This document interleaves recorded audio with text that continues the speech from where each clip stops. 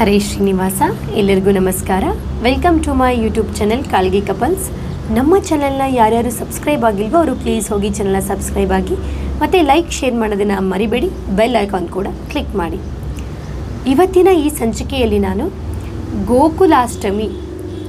ಗೋಕುಲಾಷ್ಟಮಿಯಲ್ಲಿ ಮಾಡುವಂತಹ ಗೋಕುಲವನ್ನು ನಾವು ಯಾವ ಥರ ಮಾಡಬೇಕು ಅಂತ ಅಂದ್ಕೊಂಡು ಈ ವಿಡಿಯೋದೊಳಗೆ ನಾನು ಇವತ್ತು ಹೇಳ್ಕೊಡ್ತೀನಿ. ಮತ್ತು ಗೋಕುಲದಲ್ಲಿ ಏನೇನು ಇರಬೇಕು ಅಂತ ಅಂದ್ಕೊಂಡು ಕೇಳಿದ್ರಿ, ಸೊ ಅದನ್ನು ಕೂಡ ನಾನಿವತ್ತು ಈ ವಿಡಿಯೋದೊಳಗೆ ಹೇಳ್ಕೊಡ್ತೀನಿ. ಯಾರಿಗೆ ಸಾಧ್ಯ ಆಗುತ್ತೋ ಅವರು ಗೋಪಿ ಚನ್ನದಿಂದ ಮಾಡಲಿಕ್ಕೆ ಟ್ರೈ ಮಾಡಿರಿ. ನಾನು ಹೋದ ಸತಿ ಗೋಪಿ ಚನ್ನದಿಂದನೇ ಮಾಡಿದ್ದೆ. ಈ ಸತಿ ನನಗೆ ಸಿಗಲಿಲ್ಲ ಅನಿವಾರ್ಯ ಕಾರಣದಿಂದ. ಹಾಗಾಗಿ ನಾನು ವೃತ್ತಿಕೆಯಿಂದ ಅಂದರೆ ಮಣ್ಣಿನಿಂದ ನಾನು ಮಾಡಿದ್ದೀನಿ. ಸೊ ಮಣ್ಣಿನಿಂದ ಮಾಡೋರು ಏನು ಮಾಡಿರಿ, ತುಳಸಿಯಲ್ಲಿರುವಂಥ ಒಂಚೂರು ವೃತ್ತಿಕವನ್ನು ಆ ಮಣ್ಣಿಗೆ ಹಾಕಿಕೊಂಡು ಅಂದರೆ ಸೇರಿಸ್ಕೊಂಡು ನೀವು ಗೋಕುಲವನ್ನು ಮಾಡಿರಿ. ಸೊ ಇದೇ ಬರೋ 16ನೇ ತಾರೀಕು ಗೋಕುಲಾಷ್ಟಮಿ. ಅವತ್ತಿನ ದಿನ ನಾವು ನೈಟ್ ಅದನ್ನು ನಾವು ಪೂಜೆ ಮಾಡಬೇಕು. ಪೂಜೆ ಮಾಡಿ ಅರ್ಘ್ಯವನ್ನು ಕೊಡಬೇಕು. ಸೊ ಅರ್ಘ್ಯ ಮಂತ್ರನೂ ನಾನು ಕೊನೆಯದಾಗಿ ಹೇಳ್ತೀನಿ. ಬಟ್ ಫಸ್ಟ್ ಇವಾಗ ಗೋಕುಲದಲ್ಲಿ ಏನೇನು ಇರಬೇಕು, ಯಾವ ಥರ ಮಾಡಬೇಕು ಅಂತ ಅನ್ನೋದನ್ನು ನಾನು ನಿಮಗೆ ಹೇಳ್ಕೊಡ್ತೀನಿ. ಫಸ್ಟು ಹೇಳಿಬಿಡ್ತೀನಿ, ಆಮೇಲೆ ನಾನು ಮಾಡಿರೋದನ್ನು ನಿಮಗೆ ತೋರಿಸ್ತೀನಿ. ಹದ ಮಾಡಿದ ಮಣ್ಣಿನಿಂದ ನಾವು ಫಸ್ಟ್ ಏನು ಮಾಡಬೇಕು, ಹದ ಮಾಡಿರೋ ಮಣ್ಣನ್ನು ತಗೊಂಡು ಅದಕ್ಕೆ ಒಂಚೂರು ತುಳಸಿ ಮೃತ್ತಿಕವನ್ನು ಹಾಕ್ಕೊಂಡು ಮಿಕ್ಸ್ ಮಾಡ್ಕೋಬೇಕು. ಮಿಕ್ಸ್ ಮಾಡಿಕೊಂಡು ಒಂದು ಮಣೆಯಲ್ಲಿ ನೀವು ಯಾವ ಸೈಜು ಮಾಡಬೇಕು ಅಂದ್ಕೊಂಡಿರಿ ಆ ಸೈಜಿನ ಒಂದು ಮಣೆ, ಆ ಮಣೆ ತೊಗೊಂಡ್ಬಿಟ್ಟು ಸುತ್ತಮುತ್ತ ಏನು ಮಾಡಬೇಕು, 4 ಮೂಲೆಗೂ ಕಟಾಂಜನ ಥರ 4 ಮೂಲೆಗೆ ನೀವು ಮಾಡ್ಕೋಬೇಕು. ಮಣ್ಣಿನಿಂದ 4 ದಿಕ್ಕಿಗೆ ಮಣ್ಣಿನಿಂದಲೇ ಮಾಡಬೇಕು. ಗೋಕುಲ ಕಲ್ಪನೆ ಬರುವಂತೆ ನೀವು ಕಟ್ಟೆ ಕಟ್ಟಬೇಕು. ಆಮೇಲೆ ಕೃಷ್ಣ ಮತ್ತು ಬಲರಾಮನ ಮಾಡಬೇಕು. ಆಮೇಲೆ ಅರಳಿ ಗಿಡ, ಕೃಷ್ಣ ಬಲರಾಮ ಅರಳಿ ಗಿಡ, ಆಕಳುಗಳು 2 ಆಕಳು, ಆಮೇಲೆ ಹಾಲು ಮೊಸರು ಮಾರುವವರು, ಹಣ್ಣು ಮಾರುವವರು, ಆಮೇಲೆ ಪೂತನಿ, ಆಮೇಲೆ ಪುರಾಣಿಕರು, ಆಮೇಲೆ ಪುರಾಣ ಕೇಳಲು ಕೂತ 4 ಭಕ್ತರು, ನಂದಗೋಪ ಮತ್ತು ಯಶೋಧ, ಒಂದು ಕತ್ತೆ, ಆಮೇಲೆ ಬಾಗಿಲಿಗೆ 2 ದ್ವಾರಪಾಲಕರು. ಇಷ್ಟು ಜನನ ನೀವು ಒಂದು ಗೋಕುಲದಲ್ಲಿ ಮಾಡಬೇಕಾಗ್ತದ.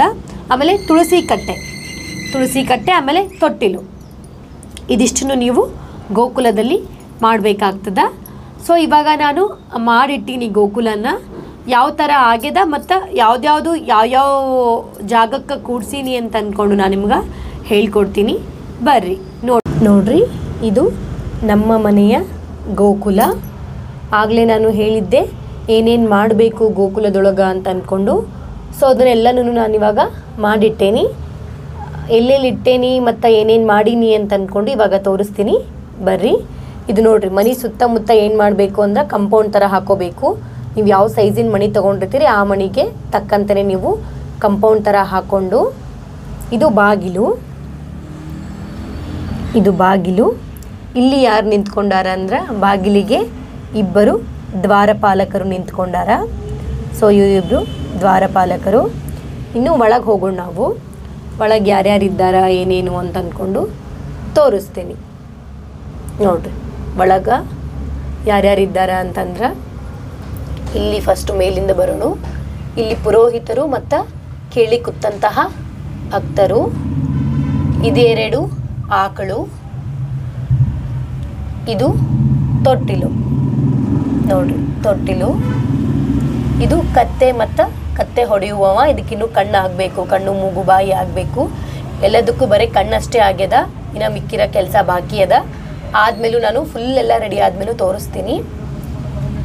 ಇದು ಹಾಲು ಮತ್ತು ಮೊಸರು ಮಾರುವವರು, ಇದು ಹಣ್ಣು ಮಾರುವವರು,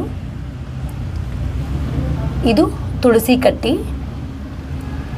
ಇದು ಯಶೋಧ ಮತ್ತು ನಂದಗೋಪ, ಇದು ಗಿಡ, ಇದು ಕೃಷ್ಣ ಮತ್ತು ಬಲರಾಮ.